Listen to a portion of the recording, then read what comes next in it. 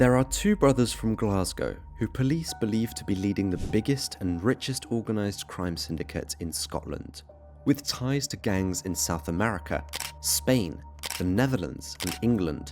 It is said that they generate over £100 million per year with arms smuggling and drug trafficking. Over the last few years, they've not only become the biggest but also the most dangerous gang, associated with numerous murders like the one of notorious Dutch crime blogger Martin Kok. The brothers definitely did not shy away from using violence. As they were put on the top of Scotland's list of most wanted criminals, police brought in 200 specialist officers to find the brothers. However, recently something strange happened. The National Crime Agency removed their faces from their most wanted list and withdrew their reward money without any comment. Why would the agency do this when there are still word that the men might be on the run in South America? Are they no longer alive? Well, this is the story of James and Barry Gillespie, the infamous Gillespie brothers. The brothers grew up in Rutherglen, a small, rugged, poverty-stricken suburb of southeast Glasgow in Scotland. James, who is 1.82 metres tall, medium build with dark hair, is the eldest and was born in 1973. His brother Barry, who is 1.78 metres tall, stocky build, also with dark hair, was born 4 years earlier in 1969. Although little is known about their upbringing or family life, Dutch police highlight that the brothers have grown up to be tough street fighters in the disadvantaged neighbourhoods of Glasgow. Known for their hot tempers and short fuses, the brothers worked their way up from simple street dealers to Scotland's most wanted criminals. Believed to be responsible for serious crimes like coke smuggling, money laundering, distributing illegal guns, and even international assassination attempts. Sometime within their suspected early life of crime, the brothers paraded as real estate agents, living under false names. To remain undercover from authorities, the brothers hid under these names whilst coordinating international shipments of drugs, guns, and other illegal weapons. James Gillespie took the fake name of James Gardner, and Barry Gillespie took the fake name of Eamon Fitzpatrick. The brothers, now married, left Scotland and moved to Algarve in 2008. It was here in Portugal that police believed the true extent of their crime empire began. The move from poverty-stricken Glasgow to a luxury estate in Algarve could not have been more different, leaving many to speculate over exactly when their criminal activities began. A year later, in 2009, it became painfully clear how big their empire had become. When a truck was caught in Montpellier, a town close to Marseille, French authorities found 1,500 boxes hidden among cash registers and packages of coffee. These boxes contained 684 kilos of coke, which was worth over £31 million, making it the biggest drug seizure France had ever seen. The two truck drivers were arrested and spent 3 years in jail in Marseille. But the brothers blamed the seizure on a man named John Jackson, who was responsible for ensuring that the truck would make it safely back to the UK. A source said, losing the consignment of cocaine in France was a big obstacle for the brothers to overcome. If someone is in possession of a drug parcel and it is lost, then that person is still responsible for the bill being paid. It's never written off or put down to experience. Losing that amount of cocaine was a nightmare for them and cost a lot of money. Some people thought they would be finished after that. But James and Barry Gillespie bounced back with a vengeance in developing what police argued is the country's most dangerous crime syndicate. At this point, the gang not only had ties to gangs in Europe via England, the Netherlands and Spain, but were also becoming big in South America. Slowly but surely they climbed to the top of the food chain and began to run Scotland. And probably one of the reasons why they were able to become bigger than other gangs was their use of technology. Their cars were customized with hidden hydraulics-powered compartments. If they were followed by the police, they used phone jamming equipment to block any cell phone signals from leaving their car. They even had their own technology specialists. And then there were the encrypted phones, a tool used by many criminals. Initially, the brothers were clients of a company called Enetcom. However, James and Barry wanted to take matters in their own hands as they didn't want to trust others with their security. So, they decided to create their own devices and hire developers to make a custom operating system. The brothers then distributed the phones out to other groups and people they worked with. Seeing a gap in the market, this became a new business venture for them as they began selling these phones under a company called MPC. MPC marketed their mobile phones to the privacy conscious, even using black and white images of the famous whistleblower Edward Snowden in their advertising. MPC phones deliver multiple levels of encryption over a closed, secure network, one of the company's tweets boasted. According to the industry insiders, MPC employees' business cards had listed an address in a downtown Dubai office and multiple numbers for phones in the United Arab Emirates. They would regularly create new companies before dismantling them, and there were also multiple companies linked to MPC in the UK database Companies House, as well as companies registered in Amsterdam. But MPC was not only specialized in the production of these phones. The company was allegedly also involved in the murder of a well-known blogger in the Netherlands. Crime blogger Martin Kok once called out the operations of companies like MPC by saying, "I see on various crime sites these things are offered for sale because apparently many of their prospective clients are criminals. Advertising on a site offering bicycles makes no sense for these types of companies." Bizarrely, he did accept sponsorship from MPC for his blog Vlinderscrime. However, not long after this connection with MPC and presumably with the Gillespie brothers who owned the company, Martin Kok was murdered, shot dead in his car. Was this a coincidence, or were the brothers involved in Martin's murder?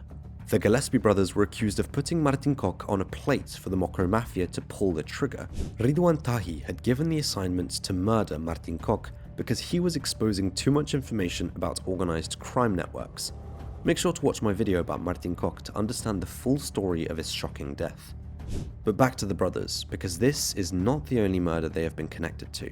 In early 2004, more than a decade before the murder of Martin Kok, 34-year-old Martin Toner was expected to appear in Edinburgh's High Court to answer to major drug smuggling charges made against him.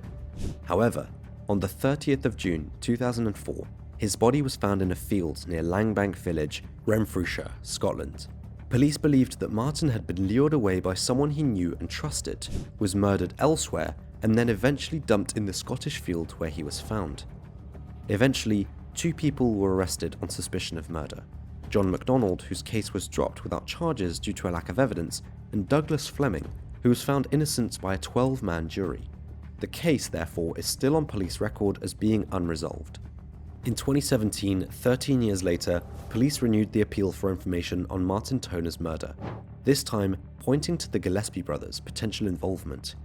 Martin's wife, who originally reported her husband as missing, said, "The only bother Martin has ever had was with the Gillespie brothers. I think the Gillespies may have had something to do with Martin's murder. I know when Martin heard they had come back a few weeks before he went missing, he was fuming. I know if Martin had seen them, there would have been trouble." Martin's wife's concerns were not unfounded, though. Earlier, in a 2002 case, a court heard how James Gillespie had barged into Martin's house and attempted to shoot him at point-blank range. After his gun jammed, James pulled out a knife, which Martin quickly disarmed. This terrifying run-in caused Martin and his wife to leave Scotland and move to Yorkshire in the north of England. After these events, it is no wonder Martin was angry to hear of their return. Did James have a second attempt on Martin's life, but this time was successful? Are the Gillespie brothers ultimately responsible for Martin's murder? Let me know what you think. What is about to come truly shows how horrific these 2 brothers could be. And then there is the case of a man named Robert Allen. Court readings from 2017 document the horrific torture of a man due to an unpaid drug-related debt. The victim, Robert Allen, was thought to owe the gang £30,000 for a coke shipment that was not paid for. Robert was abducted from his home in Barnsley, South Yorkshire, and they had various means of making sure he could not get away. Later, he was bundled into a van and transported to an industrial unit in rural Scotland, where he went through an unmentionable ordeal of horrific torture. The ordeal came to its end with Robert being struck 3 times in the knees and being forced to roll down a hill. The assailants fled, and Robert was found by members of the public who rushed him to hospital. Although left with devastating life-altering injuries, Robert survived, and a number of men were arrested and pleaded guilty to kidnap and attempted murder. But in 2020, a fresh police appeal was publicised, hunting for no other than James and Barry Gillespie for their suspected involvement in the brutal kidnapping, torture, and attempted murder of Robert Allen. They had yet to be captured and questioned about these horrendous crimes.